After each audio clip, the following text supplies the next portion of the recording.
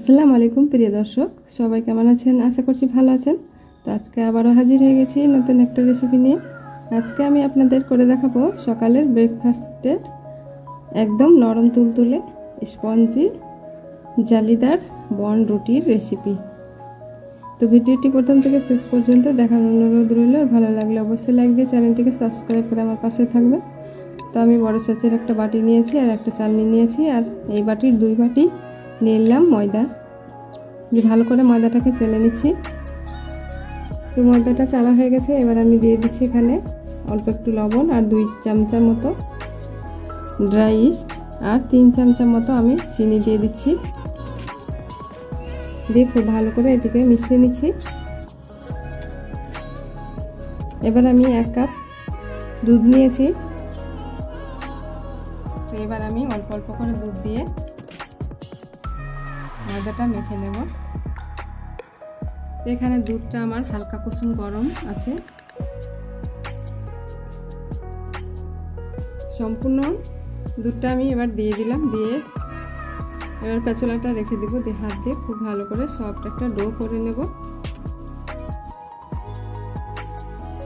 আর কোনো রকম আমি জল দেইনি, ওই দুধ দিয়েই আমি ময়দাটাকে মেখে নিলাম। দেখতে পাচ্ছেন কতটা সফট হয়েছে। একটু সফট করেই মাখতে হবে, খুব শক্ত করলে চলবে না। এই পর্যায়ে আমি দিয়ে দিচ্ছি 1 টেবিল স্পুনের মতো সাদা তেল। দিয়ে আবারও খুব ভালো করে ময়ম করে মথে নিচ্ছি।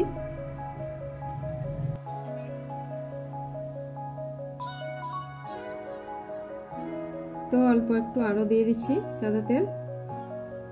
দিয়ে ভালো করে ময়ম করে একদম সফট করে মেখে নিয়েছি, দেখতেই পাচ্ছেন। এবার আমি একটা গোল বল করে ময়দাটাকে রেখে দেব রেস্টের জন্য, আধ ঘন্টার জন্য। দিয়ে উপর থেকে অল্প একটু সাদা তেল লাগিয়ে নিচ্ছি যেন ড্রাই না হয়ে যায়। এবার ঢাকা দিয়ে আমি গরম জায়গায় রেখে দিচ্ছি আধ ঘন্টার জন্য। তো বন্ধুরা দেখতে পাচ্ছেন আধ ঘন্টা পর আমি ফিরে এসেছি, আর কতটা ময়দাটা ফুলে ডবল হয়ে গেছে। এবার আমি ভিতরে বাউলসগুলো বের করে নিচ্ছি ময়দাটাকে এভাবে করে। দিয়ে আবারও হালকা একটু আমি ময়াম করে মেখে নেব।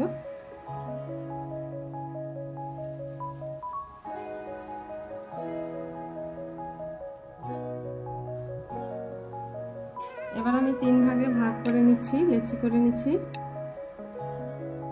দিয়ে একটু গোল বল করে নেব।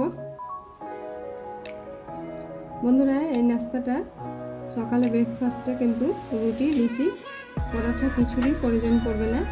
একটা যদি কাউকে বানিয়ে খাওয়ানো যায় তাহলে কিন্তু দুপুর পর্যন্ত খিদেই লাগবে না। একটা খেয়ে কিন্তু পেট ভর্তি হয়ে যাবে। আর দেখতে পাচ্ছেন কীরকম করে আমি একটা রুটির মতো করে নিয়েছি। এবার আমি যে থালাতে বেক করবো সে থালাতে অল্প একটু সাদা তেল মাখিয়ে নিয়েছি। এবার আমি এভাবে রেখে চারিদিকে সমান করে বড় করে নিচ্ছি। একইভাবে বাকিগুলো করে নেব। তো এরকম চাইলে আপনারা থালায়ও রেখে হাত দিয়ে চেপে চেপে বড় করে নিতে পারেন। যেভাবে আপনাদের ইচ্ছে সেভাবে কিন্তু এই রুটিগুলোর শেপ দিয়ে নিতে পারেন।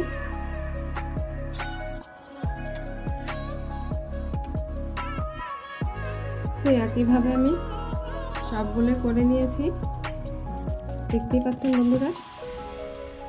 এবার আমি কোনো রেস্টে রাখবো না, শুধুমাত্র 10 মিনিটের জন্য রেখে দিচ্ছি।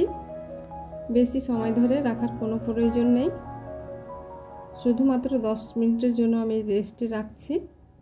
এদিকে আমি একটা ডিমের কুসুম নিয়েছি আর 10 মিনিট হয়ে গেছে। এবার আমি উপর থেকে গ্রেস করে দিচ্ছি ডিমের কুসুমটা।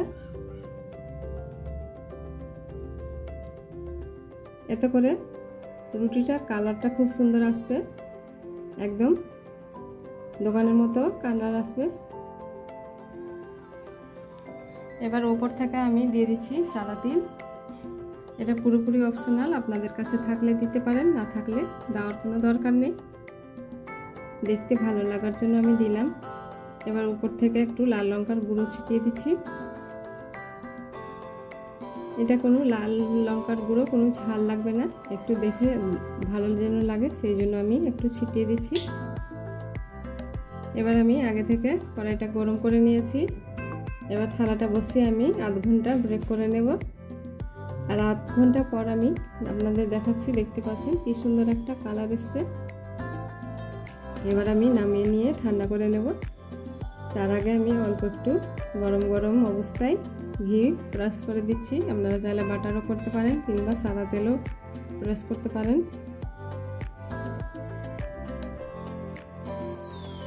তো একইভাবে আমি বাকিগুলোতে গ্রিস করে নিচ্ছি, দেখতেই পাচ্ছেন। এবার আমি থালা থেকে তুলে নিচ্ছি, ঠান্ডা হয়ে গেছে। থালা থেকে তুলে আবার একটা থালাতে রেখে দিচ্ছি। আর দেখতে পাচ্ছেন একটুও কিন্তু পুড়ে যায়নি, খুবই সুন্দর হয়েছে তলাটা। আর উপরেও খুব সুন্দর একটা কালার এসছে, আপনারা দেখে নিশ্চয়ই বুঝতে পারছেন।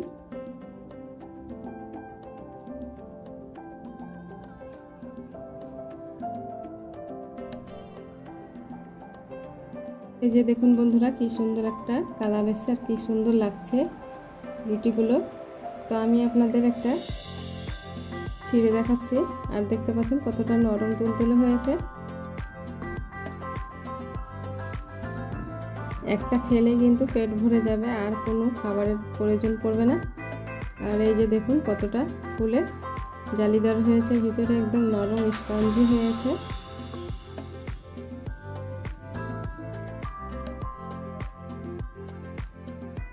দেখলেন বন্ধুরা, খুব সহজে কিন্তু বাড়িতেই বনরুটি বানিয়ে নেওয়া গেল। আপনারা চেষ্টা করলে আপনারাও বাড়িতে এভাবে বনরুটি বানিয়ে খেতে পারবেন, দোকানে কেনার কোনো প্রয়োজন পড়বে না। তো আশা করছি ভিডিওটি ভালো লেগেছে। ভালো লাগলে অবশ্যই একটা লাইক দিবেন। আর আমার চ্যানেলে নতুন বন্ধু হয়ে থাকলে চ্যানেলটিকে সাবস্ক্রাইব করে আমার পাশে থাকবেন। আর আমার ভিডিওগুলো যদি ফেসবুক পেজ থেকে দেখে থাকেন তাহলে ফলো করে দিবেন। আল্লাহ হাফিজ।